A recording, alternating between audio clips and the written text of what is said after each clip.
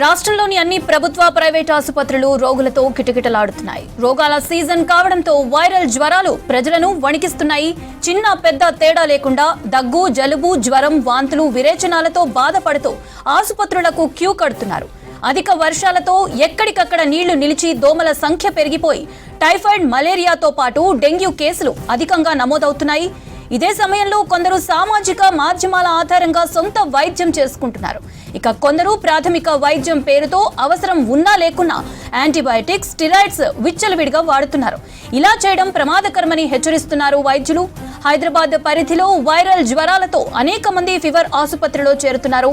Seasonal వ్యాధులతో కిటకిలాడుతున్న fever ఆసుపత్రి superintendent Rajendra Prasad తో Srisailam face to face.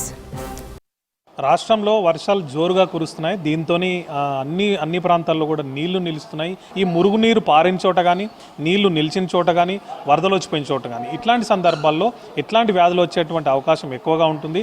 Rainy సీజన్లోనే ఎందుకు డిసీజెస్ ఎక్కువ ఉంటాయి, ఈ అంశాలకు సంబంధించి మనతో మాట్లాడేందుకు fever hospital superintendent doctor Rajendra Prasad ఉన్నారు. ఆయన అడిగి మరిన్ని విషయాలు తెలుసు. ఇది ఎట్లాగో డిసీజ్ సీజన్ కాబట్టి ఎట్లాంటి డిసీజెస్ వచ్చే అవకాశం ఉంటుంది, ఎట్లాంటి జాగ్రత్తలు తీసుకోవాలి? బేసిక్గా వాటర్ కంటామినేషన్ వల్ల కొన్ని రకాల ప్రాబ్లమ్స్ వస్తూ ఉంటాయి. లైక్ టైఫాయిడ్ ఫీవర్ కానీ, లేదు జాండీస్ కానీ, హెపటైటిస్ ఏ అంటాం, హెపటైటిస్ జాండీస్ కానీ, గ్యాస్ట్రోఎంటైటిస్, లూజ్ మోషన్స్, వామిటింగ్స్ కానీ, తర్వాత లెప్టోస్పైరా అని ఉంటుంది ఒకటి. ఈ పర్టికులర్లీ మురుగునీరు కంటామినేషన్ కావడం వల్ల అది మన బాడీలో ఎంటర్ అయిపోయి లెప్టోస్పైరా వస్తే జాండీస్, తర్వాత ఫీవర్, తర్వాత కిడ్నీ కూడా ఎఫెక్ట్ అవుతూ ఉంటుంది. సో ఇటువంటి వ్యాధులు ఎక్కువ వస్తాయి కంటామినేషన్ వల్ల.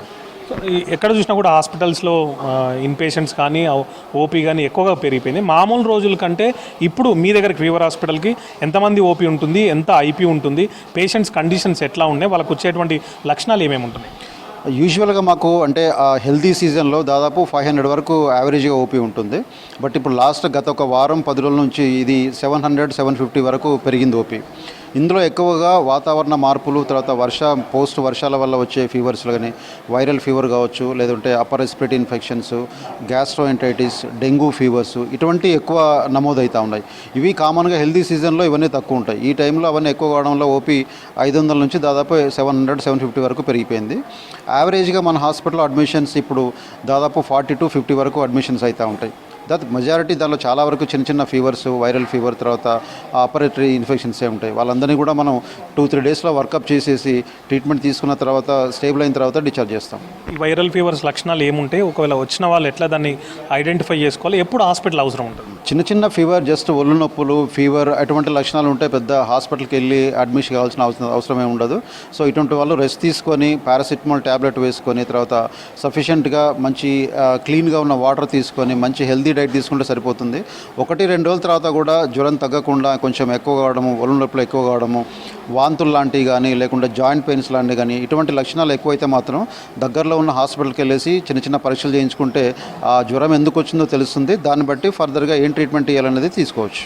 ఈ మధ్య డెంగీ కేసులు కూడా ఎక్కువ పెరుగుతున్నట్టు అనిపిస్తుంది. మన దగ్గర ఎట్లాంటి సిచ్యువేషన్ ఉంది?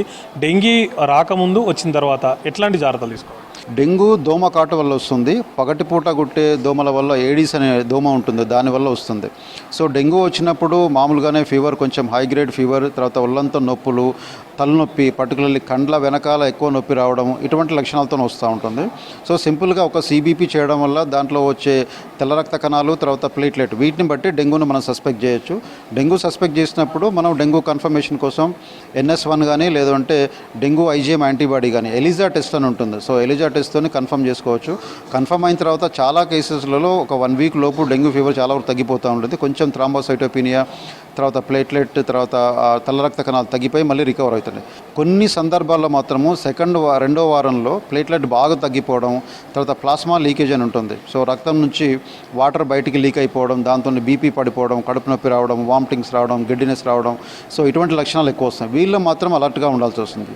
So first week safety week ఉంటుంది. సో దీంట్లో పెద్ద కాంప్లికేషన్స్ ఏముండవు. రెండో వారంలో మాత్రం డిసీజ్ ప్రోగ్రెస్ అయితే మాత్రం వాళ్ళని హాస్పిటల్లో పెట్టేసి కొంచెం దగ్గరగా మానిటర్ చేయాల్సి వస్తుంది. జనరల్గా ఈ మధ్యకాలంలో మనం అంటే సెల్ఫ్ మెడికేషన్ అనేది పెరిగిపోయింది. సో అట్లాంటివి సెల్ఫ్ మెడికేషన్ కానీ ఇట్లాంటి యాంటీబయాటిక్ వాడడం వల్ల ఎట్లాంటి నష్టం ఉంటుంది, దానివల్ల బాడీకి ఎట్లాంటి ఎఫెక్ట్ ఉంటుంది లాంగ్ రన్లో? పారాసిటమాల్ తప్ప ఎటువంటి సెల్ఫ్ మెడికేషన్ వాడొద్దండి. ఈ మధ్య కోవిడ్ తర్వాత చాలామందికి అలవాటు అయిపోయింది, పేషెంట్లకు కానీ లేదంటే మెడికల్ షాప్లో కానీ జ్వరం రాగానే అజిత్రోమైసిన్, పారాసిటమాల్, యాంటీ